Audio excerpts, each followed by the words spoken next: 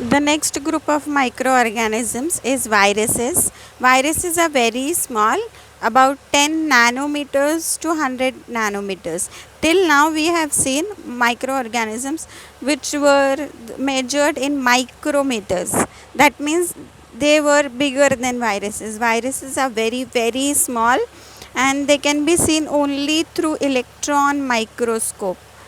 Not even by our compound simple microscope, we require a special electron microscope.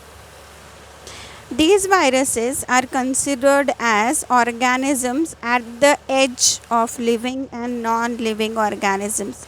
Means they don't fall under the category of living organism. What does this mean? Means these viruses, they cannot live on their own, so they are called as like this. They are found as independent particles. What does this mean? This means that till now we have seen either the microorganism will be made up of one cell or many cells.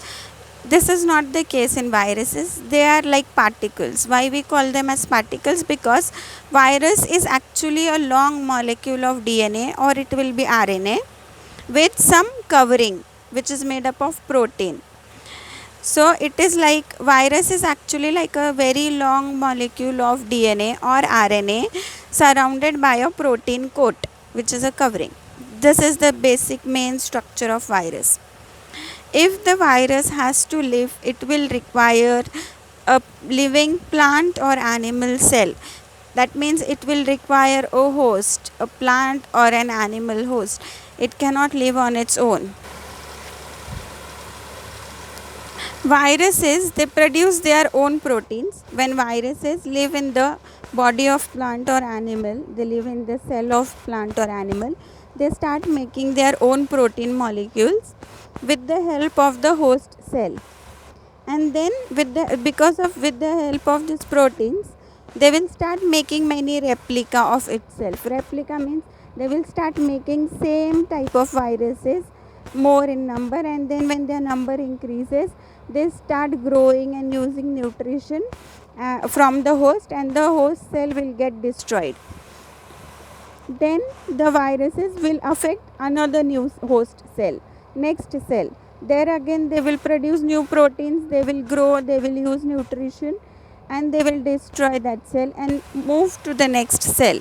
Like this they keep on growing in the host body.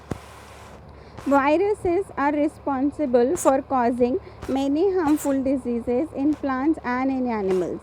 Examples: poliovirus, HIV/AIDS viruses. These are examples of viruses in human beings. Picornea is a virus which is found in cattle, which is very common, and it causes mouth and foot disease. Next is tobacco mosaic virus. It is a virus of tobacco plant. There is one more virus called as tomato wilt virus. These are two examples of plant viruses. Bacteriophage are viruses of the bacteria.